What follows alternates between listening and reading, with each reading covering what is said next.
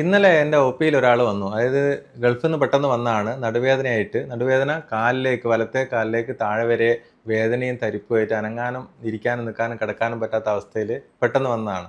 അദ്ദേഹത്തിന് ഇടയ്ക്കിടയ്ക്ക് ഇങ്ങനെ നടുവേദന വരാറുണ്ടായിരുന്നു. അത് സാധാരണ രീതിയിലൊന്ന് ചൂട് പിടിച്ച് കഴിഞ്ഞാൽ അല്ലെങ്കിൽ 2 ദിവസം റെസ്റ്റ് എടുത്താലും മാറുന്ന രീതിയിൽ നടുവേദന തുടങ്ങിയിട്ട് കുറച്ചായി, 1 വർഷത്തോളമായി. പക്ഷേ ഇത് പൊതുവേ 1-2 ദിവസം നിന്ന് മാറുന്ന രീതിയിലുള്ള പെയിനുകൾ നടുവിന് മാത്രമായിരുന്നു. അപ്പോൾ കഴിഞ്ഞ ദിവസം ഒരു 3-4 ദിവസം മുന്നേ അവർക്ക് ഒരു ചെറിയൊരു വെയിറ്റ് എടുത്ത് പൊക്കിയ സമയത്ത് പെട്ടെന്ന് ആ വേദന കൂടുകയും അത് കാലിലേക്ക് താഴത്തേക്ക് ഇറങ്ങി. ഇപ്പോൾ അയാൾക്ക് നടുവേദന ഇല്ല, പക്ഷെ മെയിനായിട്ട് കാല് വേദനയാണ്. വലത്തെ കാലിലേക്ക് ഒരു സൈഡിൽ കൂടെ താഴെ വരെ പുറകുവശം വരെ വേദനയും കഠിനമായ തരിപ്പും. ഇത് രണ്ടും ഒരു 4-5 ദിവസമായിട്ട് തുടങ്ങിയ സംഭവമാണ്.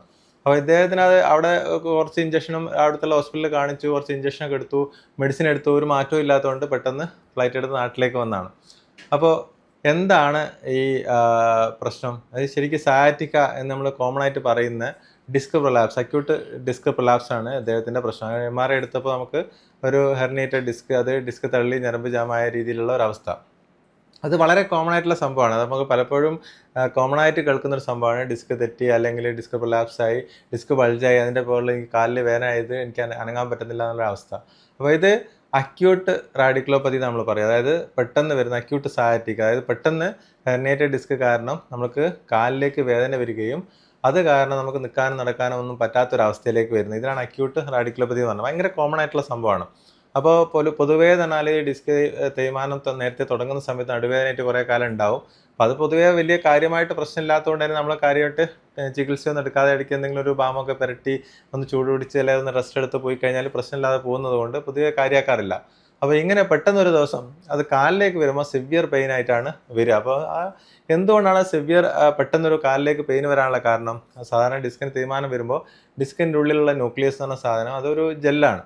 അപ്പോൾ അത് ഒരു ദിവസം പെട്ടെന്ന് ഇപ്പോൾ വെയിറ്റ് എടുത്ത് പൊക്കുക അല്ലെങ്കിൽ കുനിഞ്ഞിട്ട് എന്തെങ്കിലും വർക്ക് ചെയ്യുന്ന സമയത്ത് അത് പുറത്തേക്ക് വരികയും അത് നെർവിൻ്റെ ചുറ്റും, അതിൻ്റെ ഓരോ ഡിസ്കിൻ്റെ പുറകിലും ഓരോ നെർവ് ഉണ്ടാവും. അപ്പോൾ ഈ ഡിസ്കിൻ്റെ പുറകിലുള്ള ഈ ഞരമ്പിൻ്റെ ഭാഗത്തേക്ക് പെട്ടെന്ന് നമ്മൾ ഒരു വെയിറ്റ് എടുത്ത് പൊക്കുക അല്ലെങ്കിൽ കുനിഞ്ഞിട്ട് എന്തെങ്കിലും ചെയ്യുന്ന സമയത്ത് അവിടെയുള്ള ആ ജെല്ല് പുറത്തേക്ക് ഇറങ്ങുകയും അത് പ്രത്യേകിച്ചും ബോഡിക്ക് എക്സ്പോസ്ഡ് അല്ലാത്തൊരു സാധനം ആയതുകൊണ്ട് തന്നെ പുറത്തേക്ക് ജെല്ലെത്തി കഴിഞ്ഞാൽ പെട്ടെന്ന് അവിടെ നീർക്കെട്ടുണ്ടാവും, ഇൻഫ്ലമേഷൻ ഉണ്ടാവും. അപ്പോൾ നമ്മൾ ഓരോ ഡിസ്കിൻ്റെ പുറകിലുള്ള ഞരമ്പിൻ്റെ ഭാഗത്തേക്ക് ഇൻഫ്ലമേഷൻ വരും, നീർക്കെട്ട് വരും. ആ സമയത്ത് ഞരമ്പിൻ്റെതായിട്ടുള്ള പെയിനാണ് കാലിലേക്ക് പെട്ടെന്ന് ഇറങ്ങുന്നത്. അപ്പോൾ അതുകൊണ്ടാണ് താഴെ വരെ ഒരു നെർവിൻ്റെ ഡിസ്ട്രിബ്യൂഷനിൽ നമുക്ക് താഴെ വരെ ഒന്നുകിൽ കാലിൻ്റെ പുറകിലൂടെ ആവാം അല്ലെങ്കിൽ സൈഡിൽ കൂടെ ആവാം, താഴെ വിരൽ വരെ എത്തുന്ന രീതിയിൽ വരും. അപ്പോൾ ആ ഒരു പെയിന് ഇതുവരെ നമുക്കുണ്ടായത് ചെറിയൊരു നെർക്കെട്ടിൻ്റെ പെയിനാണ് അല്ലെങ്കിൽ ബാക്കിൻ്റെ ചെറിയൊരു പെയിനാണെങ്കിൽ ഇത് നെർവ് സംബന്ധമായ പെയിൻ ആയതുകൊണ്ടാണ് സിവിയർ പെയിൻ ആയിട്ട് ചിലപ്പോൾ നമുക്ക് നിൽക്കാനിരിക്കാൻ പറ്റാത്ത അവസ്ഥയിൽ. അപ്പോൾ അത് ഇൻഫ്ലമേഷൻ എന്നാണ് പറയുക. നമ്മൾ റാഡിക്കുലൈറ്റിസ്, അതായത് ഇൻഫ്ലമേഷൻ കാരണമുള്ള പെയിനാണ് ആ സമയത്ത് വരുന്നത്. ഇത് ശരിക്കും ആ വേദനയുടെ കാഠിന്യം വെച്ച് നോക്കുമ്പോൾ ഡിസ്ക് തള്ളിയതിൻ്റെ വലുതായതുകൊണ്ടോ അല്ലെങ്കിൽ ഡിസ്ക് ഫുള്ളായിട്ട് ഞരമ്പ് അമർന്ന് കിടന്നുകൊണ്ടായിരിക്കില്ല പലപ്പോഴും ഈ വേദന ഉണ്ടാകുക. അതിനേക്കാളും കൂടുതൽ നമ്മൾ ഈ ഡിസ്കിൽ നിന്ന് ഇറങ്ങിയ സാധനത്തിൻ്റെ ഭാഗമായി ശരീരത്തിൻ്റെ ഇൻഫ്ലമേഷൻ കാരണം, ശരീരത്തിൻ്റെ റിയാക്ഷൻ കാരണം ഉണ്ടാകുന്ന നീർക്കെട്ട് കാരണമാണ് ഏറ്റവും കൂടുതലായിട്ട് ഈ പെയിൻ ഉണ്ടാകാനുള്ള കാരണം. ഇതിൽ ഏറ്റവും വലിയ അഡ്വാൻറ്റേജ് എന്താണെന്ന് വെച്ചാൽ നമുക്ക് ഇതൊരു നാച്ചുറലി റിസോൾവ് ചെയ്യുന്നൊരു പ്രോസസ്സാണ്. അതായത് ശരീരത്തിന് അത് റിപ്പയർ ചെയ്യാനുള്ളൊരു കഴിവുണ്ട്. പക്ഷേ സാധാരണ രീതിയിൽ ഒരു 80-90% ഓഫ് ദി ഈ ഹെർണിയേറ്റഡ് ഡിസ്കും ഒരു 2 months അല്ലെങ്കിൽ 3 months കൊണ്ട് സെറ്റിലാവും. പക്ഷേ നമുക്കുള്ള പ്രശ്നം എന്ന് വെച്ചാൽ ഈ ഒരു സിവിയർ പെയിന് നമുക്ക് ഇത്രയും കാലം സഹിച്ചിരിക്കാൻ പറ്റില്ല. ഞാൻ പറഞ്ഞ നല്ല അസഹനീയമായ വേദന, എണീറ്റ് ഇരിക്കാനും നിൽക്കാനും നടക്കാനും പറ്റാത്ത അവസ്ഥ വരുന്ന സമയത്ത് നമുക്ക് 6 ആഴ്ച കഴിയട്ടെ, നമുക്കിത് മാറിക്കോളും എന്നുള്ള പ്രതീക്ഷയിൽ നമുക്ക് വെയിറ്റ് ചെയ്ത് നടക്കുന്ന കാര്യമല്ല. അത്രയും സിവിയർ പെയിൻ ആയിരിക്കും. അപ്പോൾ നമുക്ക് ആ വേദന മാനേജ് ചെയ്യൽ, അവിടെയുള്ള ഇൻഫ്ലമേഷൻ മാനേജ് ചെയ്യൽ ഭയങ്കര ഇമ്പോർട്ടൻ്റ് ആണ്. അപ്പോൾ അതിനെന്താണ് ചെയ്യുക? അപ്പോൾ നമ്മൾ ഈ അക്യൂട്ട് റാഡിക്കുലോപ്പതി എന്ന് പറയുന്നത് ഇപ്പോൾ പെട്ടെന്ന് വരുന്ന സംഭവത്തിന് നമുക്ക് പലപ്പോഴും മെഡിസിൻസ് ഒരു പ്രധാന ഘടകമാണ്. അതിപ്പോൾ തുടക്കത്തിൽ ഇപ്പോൾ വരുന്ന സമയത്ത് അവിടെയുള്ള നീർക്കെട്ട് കുറയാനുള്ള മെഡിസിൻസ് എടുക്കാൻ പറ്റും. ആ നെർവിൻ്റെ രക്തോട്ടം റെഡിയാക്കാൻ അല്ലെങ്കിൽ അതിൻ്റെ നെർവിൻ്റെ ബുദ്ധിമുട്ട്, അസ്വസ്ഥതകൾ കുറയ്ക്കാനുള്ള, തരിപ്പ് കുറയാനുള്ള രീതിയിലുള്ള മെഡിസിൻസ് ഉണ്ടാവും. ഇത് രണ്ടും നമ്മൾ ആഡ് ചെയ്ത് കഴിഞ്ഞ് കഴിഞ്ഞാൽ മിക്ക ആളുകൾക്കും അതുകൊണ്ട് തന്നെ നല്ലൊരു മാറ്റം കിട്ടും. അതുകൂടാതെ അതിൻ്റെ കൂടുതൽ നമുക്ക് ഫിസിയോതെറാപ്പി ഓപ്ഷൻസ് ഉണ്ടാവും. അതായത് പെയിന് കുറയാനുള്ള ഫിസിയോതെറാപ്പി ഓപ്ഷൻസ്. എക്സസൈസ് അല്ല ഉദ്ദേശിച്ചത്. അത് അക്യൂട്ട് റാഡിക്കുലോപ്പതി നമ്മൾ എക്സസൈസിലേക്ക് പോകില്ല. അതിന് മുന്നേ ആയിട്ട് നമുക്ക് വേദന കുറയണം, ഇൻഫ്ലമേഷൻ കുറയണം. അപ്പോൾ അത് കുറയാനുള്ള ഫിസിയോതെറാപ്പി ഓപ്ഷൻസ് ഉണ്ടാവും. അത് നമുക്ക് ചെയ്യാൻ പറ്റും. അപ്പോൾ മെഡിസിൻസ് എടുത്ത് നമ്മൾ ഫിസിയോതെറാപ്പി ഓപ്ഷൻസ് എടുത്തു കഴിഞ്ഞാൽ മിക്ക ആളുകൾക്കും ആ ഒരു അക്യൂട്ട് റാഡിക്കുലോപ്പതി സെറ്റ് ചെയ്യാനാണ്. അപ്പോൾ അത് നമുക്കൊരു ഇമ്മീഡിയറ്റ് തന്നെ എക്സ്റേയോ അല്ലെങ്കിൽ MRI ചിലപ്പോൾ എടുക്കേണ്ട ആവശ്യം പോലും വരില്ല. അതിന് മുന്നേ തന്നെ ഈ മെഡിസിൻ എടുത്ത് ഫിസിയോതെറാപ്പി ചെയ്യുമ്പോൾ തന്നെ മിക്ക ആളുകൾക്കും മാറ്റം ഉണ്ടാവും. അപ്പോൾ ഇത് ഒരു കുറച്ച് ദിവസം നമ്മൾ മെഡിസിൻ എടുത്തു, പക്ഷേ ഈ ഫിസിയോതെറാപ്പി ചെയ്തു, ഇത്തരത്തിലുള്ള കാര്യങ്ങളെല്ലാം ചെയ്തിട്ടും അത് മാറ്റമില്ലാതെ തുടരുകയാണെങ്കിൽ നമുക്ക് ഈ 6 ആഴ്ച ആവാൻ വേണ്ടി നമുക്ക് കാത്തിരിക്കാൻ പറ്റില്ല. കാരണം സിവിയർ പെയിൻ ആണെങ്കിൽ നമുക്ക് എന്തായാലും ട്രീറ്റ്മെൻറ്റ് ചെയ്യേണ്ടി വരും. അപ്പോൾ ആ ഒരു അവസ്ഥ വരുമ്പോൾ നമ്മൾ എന്തായാലും MRI എടുക്കണം. അതല്ലാതെ നമുക്ക് പെട്ടെന്ന് MRI എടുക്കേണ്ടത് എപ്പോഴാണെന്ന് വെച്ചാൽ കാലിലേക്ക് വീക്ക്നെസ് വരികയോ അല്ലെങ്കിൽ വയറ്റിൽ നിന്ന് മൂത്രം പോകുന്നത് അറിയാതെ പോവുകയോ അല്ല അത്തരത്തിലുള്ള ഒരു പ്രശ്നം വരികയാണെങ്കിൽ ശക്തിക്കുറവ് വരികയോ ഒക്കെ ചെയ്തു കഴിഞ്ഞാൽ നേരത്തെ തന്നെ തുടങ്ങുമ്പോൾ തന്നെ നമ്മൾ MRI എടുക്കണം. അത്തരത്തിലുള്ള അവസ്ഥകളൊന്നും ഇല്ലെങ്കിൽ നമുക്ക് വെയിറ്റ് ചെയ്യാം. വേദന കുറഞ്ഞിട്ടില്ലെങ്കിൽ മാത്രം നമ്മൾ സാധാരണയുള്ള രീതിയിലുള്ള ട്രീറ്റ്മെൻറ്റ് മെഡിസിനും എക്സസൈസും മെഡിസിനും ഫിസിയോതെറാപ്പിയും കാര്യങ്ങളെല്ലാം ചെയ്തിട്ട് വേദന കുറയുന്നില്ലെങ്കിൽ ആ ഒരു സ്റ്റേജിൽ നമ്മൾ MRI എടുക്കും. അപ്പോൾ MRI എടുക്കുന്നതെന്ന് വെച്ചാൽ എക്സ്റേ നമുക്ക് പലപ്പോഴും ഡിസ്ക് കാണാൻ പറ്റില്ല, അല്ലെങ്കിൽ ഈ ഞരമ്പൊന്നും കാണാൻ പറ്റില്ല. അപ്പോൾ MRIയിലാണ് നമുക്ക് ഡിസ്ക്, ഞരമ്പ്, ഡിസ്കിൻ്റെ ഭാഗത്തേക്ക് നീർക്കെട്ടുണ്ടോ, ഡിസ്ക് പുറകോട്ട് തള്ളിയിട്ടുണ്ടോ, ഡിസ്ക് ബൾജ് ആയതാണോ, അല്ലെങ്കിൽ വേറെ എന്തെങ്കിലും കാരണം കൊണ്ടാണോ ഈ നെർവിന് പെയിന് വരുന്നുള്ള കാര്യങ്ങളൊക്കെ അറിയണമെങ്കിൽ നമുക്ക് MRI സ്കാൻ തന്നെ വേണ്ടി വരും. അപ്പോൾ MRI സ്കാൻ എടുത്തു കഴിഞ്ഞാൽ നമുക്ക് ഏത് ലെവലിലാണ് ഡിസ്ക് തെറ്റിയിട്ടുള്ളത്, ഏത് ഞരമ്പിനാണ് പ്രശ്നം ഉണ്ടാക്കുന്നത്, അപ്പോൾ ഇവരുടെ വേദനയുള്ള അതേ ഭാഗത്ത് തന്നെയാണോ ഈ ഡിസ്ക് തള്ളിയിട്ടുള്ള ആ ഭാഗത്തിനാണ് നിർക്കട്ടുള്ളതെന്നൊക്കെ കണ്ടുപിടിച്ച് കഴിഞ്ഞാൽ നമുക്ക് അതിൻ്റെ ട്രീറ്റ്മെൻറ്റിലേക്ക് പോകാൻ പറ്റും. അതായത് നമ്മൾ ഓൾറെഡി ഒരു മെഡിസിൻ എടുത്തു, ഫിസിയോതെറാപ്പി ഒക്കെ എടുത്തു, അതിന് മാറാത്തതുകൊണ്ടാണ് നമ്മൾ ഈ ഒരു അവസ്ഥ MRI എടുത്തിട്ടുള്ളത്. അപ്പോൾ ഈ ഒരു സ്റ്റേജിൽ നമുക്ക് ചെയ്യാൻ പറ്റുന്ന ഏറ്റവും നല്ലൊരു ട്രീറ്റ്മെൻറ്റ് ഓപ്ഷനാണ് ഈ ട്രാൻസ്ഫെറാമിനൽ എപ്പിഡ്യൂറൽ എന്ന് പറയുന്നത്. അതായത് നമ്മൾ ടാർഗറ്റഡ് ആയിട്ട് ആ ഏത് നെർവാണ് ഇൻഫ്ലെയിംഡ് ആയിട്ടുള്ളത്, ഏത് നെർവിന് ചുറ്റുമാണ് നീർക്കെട്ടുള്ളത്, അവിടെ നമ്മൾ നേരിട്ട് ടാർഗറ്റഡ് ആയിട്ട് നമുക്ക് മെഡിസിൻ കൊടുക്കുന്നതിനാണ് ഈ ട്രാൻസ്ഫെറാമിനൽ പ്രൊസീജിയർ അല്ലെങ്കിൽ റൂട്ട് ബ്ലോക്ക് എന്ന് പറയും.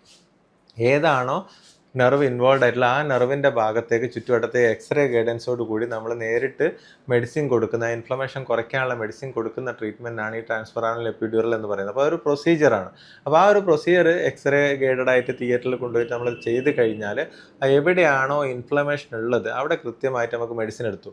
നമ്മൾ സാധാരണ ഒരു ടാബ്ലറ്റ് കഴിക്കുമ്പോൾ അല്ലെങ്കിൽ ഒരു ഇഞ്ചക്ഷൻ അല്ലാതെയുള്ള IV ആയിട്ട് നമ്മളൊരു ഇഞ്ചക്ഷൻ എടുക്കുമ്പോൾ, വേദന പെയിൻ കില്ലറോ അല്ലെങ്കിൽ നീർക്കെട്ടുള്ള ഇഞ്ചക്ഷൻ എടുക്കുമ്പോൾ അത് ശരീരം മൊത്തത്തിലാണ് നമുക്ക് ഇഫക്റ്റ് ഉണ്ടാക്കുന്നത്. അപ്പോൾ ഈ ടാർഗറ്റിലേക്ക് നമ്മൾ വളരെ ചെറിയൊരു അംശം മാത്രമേ എത്തുന്നുള്ളൂ.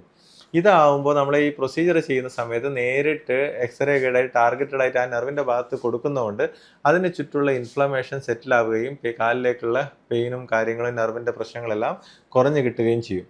അപ്പോൾ ഇതാണ് നമുക്ക് എളുപ്പത്തിൽ അക്യൂട്ട് റാഡിക്കുലോപ്പതി അല്ലെങ്കിൽ സബ് അക്യൂട്ട്, ഇപ്പോൾ കുറച്ച് ദിവസങ്ങളായിട്ട് ഇങ്ങനെ ഒരു 2-3 ആഴ്ച 4 ആഴ്ചയൊക്കെ ആയിട്ട് ബുദ്ധിമുട്ടുണ്ടാക്കുന്ന ഈ അക്യൂട്ട് സയാറ്റിക് ആയിട്ട് വരുന്ന ആളുകൾക്ക് ചെയ്യാൻ പറ്റുന്ന ഒരു ടാർഗറ്റ് ആയിട്ടുള്ള ഒരു പ്രൊസീജിയറാണ് ഈ ട്രാൻസ്ഫെറാമിനൽ എപ്പിഡ്യൂറൽ. ഇതിൻ്റെ അഡ്വാൻറ്റേജ് എന്താണെന്ന് വെച്ചാൽ നമുക്ക് അസുഖമുള്ളടുത്ത് മാത്രമേ ആ പോയിന്റിൽ മാത്രമേ മരുന്ന് എത്തുന്നുള്ളതാണ് ഏറ്റവും പ്രധാനപ്പെട്ട അഡ്വാൻറ്റേജ്. രണ്ടാമത്തെ അതിൻ്റെ ഇഫക്റ്റ് പെട്ടെന്ന് അതിന് മാറ്റം ഉണ്ടാകുന്നുള്ളൂ. അപ്പോൾ കുറേ കാലം നമ്മൾ റെസ്റ്റ് എടുത്ത് മെഡിസിൻ എടുത്ത് കഴിക്കുന്നതിനെക്കാട്ടും നേരിട്ട് ആ ടാർഗറ്റായിട്ട് അസുഖമുള്ളടത്തിൽ എത്തുന്നത് കൊണ്ട് തന്നെ പെട്ടെന്ന് തന്നെ അസുഖത്തിന് മാറ്റം വരും എന്നുള്ളതാണ് രണ്ടാമത്തെ അഡ്വാൻറ്റേജ്. ഇത് എക്സ്റേ ഗൈഡായിട്ട് ചെയ്യുമ്പോൾ നമുക്ക് മറ്റുള്ള ഭാഗത്തോ എല്ലിൻ്റെ ഭാഗത്ത് മറ്റുള്ള സ്ഥലത്തോ ഒന്നും പോകുന്നുള്ള പേടി വേണ്ട. അപ്പോൾ ആ രീതിയിൽ നോക്കുകയാണെങ്കിൽ സൈഡ് എഫക്ട്സ് വളരെ കുറവാണ്. അപ്പോൾ സൈഡ് എഫക്റ്റ് ഇല്ലേ എന്ന് ചോദിക്കുമ്പോൾ നമ്മൾ സൈഡ് എഫക്റ്റ് നമ്മൾ എന്ത് ട്രീറ്റ്മെൻറ്റ് എടുക്കുകയാണെങ്കിൽ സൈഡ് എഫക്ട്സ് ഉണ്ടാവും. പക്ഷേ നമ്മളൊരു ടാബ്ലറ്റ് എടുക്കുന്നതിനെക്കാട്ടും മറ്റുള്ള IV സ്റ്റീറോയിഡ് എടുക്കുന്നതിനെക്കാട്ടും എല്ലാം നമുക്ക് സൈഡ് എഫക്ട്സ് ഈ നേരിട്ടുള്ള ടാർഗറ്റുള്ള ട്രീറ്റ്മെൻറ്റിൽ സൈഡ് എഫക്ട്സ് കുറവായിരിക്കും. അത് എക്സ്റേ ഗൈഡായിട്ട് ചെയ്യണം, പ്രൊസീജിയർ നല്ലപോലെ അറിയുന്ന ആൾക്കാർ ചെയ്യണം എന്ന് മാത്രമേ ശ്രദ്ധിക്കേണ്ട ആവശ്യമുള്ളൂ. അപ്പോൾ ഇതാണ് നമുക്ക് ഈ അക്യൂട്ടായിട്ട് സയാറ്റിക്ക മാനേജ് ചെയ്യാൻ പറ്റുന്ന ഏറ്റവും എളുപ്പമുള്ള മാർഗ്ഗം. അപ്പോൾ ഇത് പലപ്പോഴും ഒരു സർജറി പ്രിവെൻറ്റ് ചെയ്യാൻ അല്ലെങ്കിൽ ഒരു പെട്ടെന്ന് പലപ്പോഴും നമ്മൾ ഈ അക്യൂട്ട് സയാറ്റിക്കയിൽ സർജറിയിലേക്ക് പോകുന്നത് വേദനയുടെ കാഠിന്യം കൊണ്ടാണ്. അപ്പോൾ മെഡിസിനും ഇഞ്ചക്ഷൻ എടുത്ത് മാറുന്നില്ല, ഇനിയിപ്പോൾ എന്തായാലും ഇനി ഓപ്പറേഷൻ ചെയ്യാം എന്ന് പറഞ്ഞാൽ അതിനും റെഡിയാവുന്ന രീതിയിലായിരിക്കും രോഗികൾ ഉണ്ടാവുക. അപ്പോൾ അത്തരത്തിലുള്ളൊരു കേസിൽ നമുക്ക് പലപ്പോഴും ഓപ്പറേഷൻ ഒഴിവാക്കിയെടുക്കാൻ വരെ ഈ ഒരു പ്രൊസീജിയർ കൊണ്ട് നമുക്ക് സാധിക്കും. അതാണ് അതിനുള്ള മെച്ചം. ചില കേസുകൾ പക്ഷേ ഇതിൽ നിൽക്കാത്ത, നമ്മൾ പറയാം 100% ഗ്യാരണ്ടീഡ് ആയിട്ടുള്ള പ്രൊസീജിയറാണെന്ന് ചോദിച്ചാൽ ഒരിക്കലും അങ്ങനെയാണ് പറയാൻ പറ്റില്ല. കാരണം നമ്മൾ കാണുന്നത് 60 to 70 അല്ലെങ്കിൽ അതിൽ കൂടുതൽ ആളുകൾക്ക് ഈ ഒരു പ്രൊസീജിയർ കൊണ്ട് നമുക്ക് ഇൻഫ്ലമേഷൻ കുറയുകയും അവർക്ക് തിരിച്ച് റീഹാബിലിറ്റേഷൻ ചെയ്യാനും ബാക്കിൻ്റെ സ്ട്രെങ്ത് കൂട്ടിക്കൊണ്ടുവരാനുള്ള ഗ്യാപ്പ് നമുക്ക് കിട്ടുകയും ചെയ്യും. അത് ഞാൻ നേരത്തെ പറഞ്ഞ പോലെ ഒരു 6 ആഴ്ചയിലോ 3 മാസം കഴിയുമ്പോൾ തനിയെ തന്നെ റിസോൾവ് ആകുന്ന സംഭവമാണ്. അപ്പോൾ ആ ഒരു സമയം നമുക്ക് കിട്ടുകയും ചെയ്യും. അപ്പോൾ ബോഡിക്ക് റിപ്പയർ ചെയ്യാനുള്ള സമയവും അതുകൂടാതെ നമുക്ക് റീഹാബിലിറ്റേഷനിലേക്ക് പോകാനുള്ള അഡ്വാൻറ്റേജ് അതൊക്കെയാണ് ഇത് ചെയ്താലുള്ള അഡ്വാൻറ്റേജ്. അതുകൂടാതെ ചിലപ്പോൾ ഒരു ഓപ്പറേഷൻ വരെ ഒഴിവാക്കി കിട്ടുകയും ചെയ്യും.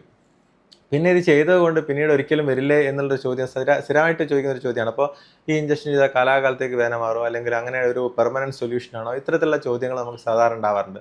അപ്പോൾ ഇതിൽ നമ്മൾ മനസ്സിലാക്കേണ്ട കാര്യം എന്ന് വെച്ചാൽ ഈ ഒരു പ്രൊസീജിയർ എന്ന് പറഞ്ഞാൽ എവിടെയാണോ നിങ്ങളുടെ അസുഖം, എവിടെയാണോ നിങ്ങളുടെ ഇൻഫ്ലമേഷൻ ഉള്ളത്, നീർക്കെട്ടുള്ളത്, അത് നേരിട്ട് ടാർഗറ്റഡ് ആയിട്ട് അവിടെ മെഡിസിൻ കൊടുക്കും. അപ്പോൾ ഇപ്പോൾ അവിടെയുള്ള ഇൻഫ്ലമേഷൻ കുറയ്ക്കുക, ആ നെർവിൻ്റെ സ്ഥിതി സാധാരണ രീതിയിലേക്ക് കൊണ്ടുവരിക. ഇതാണ് ഈ ഇഞ്ചക്ഷൻ കൊണ്ട് ഉദ്ദേശിക്കുന്നത്. അല്ലാതെ നമ്മൾ ആ ഞരമ്പ് മരവിപ്പിച്ച് നിർത്താനുള്ള ഇഞ്ചക്ഷനോ അല്ലെങ്കിൽ കുറേ കാലത്തേക്ക് വേദന മാറ്റി നിർത്താനുള്ള ഒരു ഇഞ്ചക്ഷൻ എന്നുള്ള രീതിയിലല്ല ഈ അക്യൂട്ട് സയാറ്റിക്കൽ നമ്മൾ ഈ ട്രാൻസ്ഫറാമിൽ അല്ലെങ്കിൽ റൂട്ട് ബ്ലോക്ക് ചെയ്യുന്നത്. അതുകൊണ്ടാണ്.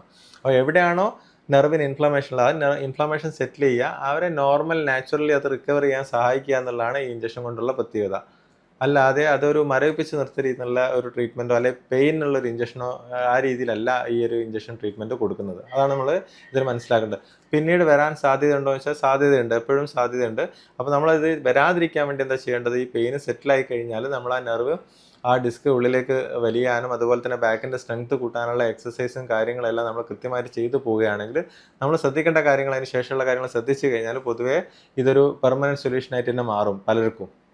പക്ഷെ ഇതൊന്നും ശ്രദ്ധിക്കാതെ വീണ്ടും നമ്മൾ മുമ്പ് ചെയ്തുകൊണ്ടിരുന്ന ജോലികൾ തുടരുകയും വെയിറ്റ് എടുത്ത് പൊക്കുകയും എക്സസൈസ് ഒന്നും ചെയ്യാതിരിക്കുകയും ചെയ്യുന്ന സമയത്ത് വീണ്ടും ആ ഡിസ്ക് തള്ളാനുള്ള സാധ്യത. അതിപ്പോൾ ഈവൻ സർജറി ചെയ്ത് കഴിഞ്ഞാലും നമുക്ക് അതേ സംഭവം തന്നെയാണ്. സർജറി ചെയ്ത് കഴിഞ്ഞാലും ഡിസ്ക് പിന്നെയും തള്ളാനുള്ള സാധ്യത എപ്പോഴും ഉണ്ട്. നമ്മൾ പിന്നീട് ശ്രദ്ധിച്ചിട്ടില്ലെങ്കിൽ പിന്നെയും തള്ളാനുള്ള സ്വഭാവം. അതുകൊണ്ട് തന്നെ നമ്മൾ ഏറ്റവും മിനിമലി ശരീരത്തിന് സൈഡ് എഫക്റ്റ് കുറവുള്ള, മിനിമലി ശരീരത്തിന് ഏറ്റവും ബുദ്ധിമുട്ട് കുറവുള്ള, സർജറി അല്ലാത്ത, കട്ടിങ് അല്ലാത്ത ഒരു ട്രീറ്റ്മെൻറ്റ് ഓപ്ഷൻ എന്നുള്ള രീതിയിലാണ് നമ്മൾ ഈ ഒരു പ്രൊസീജിയർ പ്ലാൻ ചെയ്യുന്നത്. അപ്പോൾ അക്യൂട്ടായിട്ടുള്ള അല്ലെങ്കിൽ ചെറിയ കാലാവധിയിലുള്ള ഈ റാഡിക്കുലോപ്പതിക്ക് ഏറ്റവും ബെസ്റ്റായിട്ട് നമുക്ക് കൊടുക്കാൻ പറ്റുന്ന എവിഡൻസ് ബേസ്ഡ് ആയിട്ടുള്ള ഒരു ട്രീറ്റ്മെൻറ്റ് ഓപ്ഷനാണ് ഈ ഒരു പ്രൊസീജിയർ. അതുകൂടാതെ വേറെയും പല ഓപ്ഷൻസ് ഉണ്ടാവും. നമുക്ക് അക്യൂട്ട് സയാറ്റിക് ഒരുപാട് ഓപ്ഷൻസ് ഉണ്ട്. അതിലൊരു എളുപ്പത്തിൽ ചെയ്യാൻ പറ്റുന്ന, ഏറ്റവും എഫക്റ്റീവായിട്ട് ടാർഗറ്റ് ചെയ്യാൻ പറ്റുന്ന ഓപ്ഷനാണ് ഈ റൂട്ട് ബ്ലോക്ക് എന്നുള്ള ഓപ്ഷൻ. അപ്പോൾ അതുകൂടാതെ ഞാൻ നേരത്തെ പറഞ്ഞാൽ പിന്നീട് അതിന് ശേഷമുള്ള റീഹാബിലിറ്റേഷൻ ഭയങ്കര ഇമ്പോർട്ടൻ്റ് ആണ്. നമ്മൾ പെയിന് കുറഞ്ഞു എന്ന് വെച്ചാൽ നമ്മൾ തിരിച്ച് ഓടിപ്പോയി പണിയെടുക്കുക എന്നുള്ളതല്ല. ആ പെയിന് കുറച്ചതിന് ശേഷം നമ്മൾ ചെയ്യേണ്ട കാര്യങ്ങളും എക്സസൈസും കാര്യങ്ങളെല്ലാം ചെയ്ത് തിരിച്ച് നമ്മൾ ശ്രദ്ധിക്കേണ്ട കാര്യങ്ങളൊക്കെ ശ്രദ്ധിക്കുകയും ചെയ്ത് കഴിഞ്ഞാൽ നമുക്കത് ലോങ് ടേം ആയിട്ട് ബാക്ക് പെയിൻ മാറ്റിയെടുക്കുന്ന രീതിയിലേക്ക് കൊണ്ടുവരാൻ പറ്റും. അപ്പോൾ ഇതുപോലെ സയാറ്റിക്കുമായി ബന്ധപ്പെട്ട ഡിസ്ക് സംബന്ധമായ ഒരുപാട് വീഡിയോ നമ്മൾ മുമ്പ് ചെയ്തിട്ടുണ്ട്. അതുപോലെ ഇതിനായിട്ട് ബന്ധപ്പെട്ട എക്സസൈസ് നമ്മുടെ ചാനലിൽ തന്നെ ഉണ്ട്. അപ്പോൾ അതിൻ്റെ ലിങ്ക് നമ്മൾ ഈ വീഡിയോൻ്റെ അടിയിൽ കൊടുക്കുന്നതാണ്. അപ്പോൾ അത് നോക്കിക്കഴിഞ്ഞാൽ നിങ്ങൾക്ക് എന്ത് എക്സസൈസാണ് ചെയ്യേണ്ടത്, പെയിൻ കുറഞ്ഞ എത്തരത്തിലുള്ള എക്സസൈസാണ് ചെയ്യേണ്ടത് എന്നൊക്കെ മനസ്സിലാവുന്നതാണ്. അപ്പോൾ ആ രീതിയിൽ നമുക്ക് ലോങ് ടേം നമുക്ക് പിന്നീട് വരാത്ത രീതിയിലേക്ക് നമുക്കത് മാനേജ് ചെയ്യാൻ പറ്റും. അപ്പോൾ ഇത്തരത്തിൽ നടുവേദനയെ സംബന്ധിച്ചോ അല്ലെങ്കിൽ ഡിസ്ക് സംബന്ധമായ മറ്റുള്ളൊരു വീഡിയോയുമായിട്ട് ഞാൻ വീണ്ടും വരാം. നന്ദി.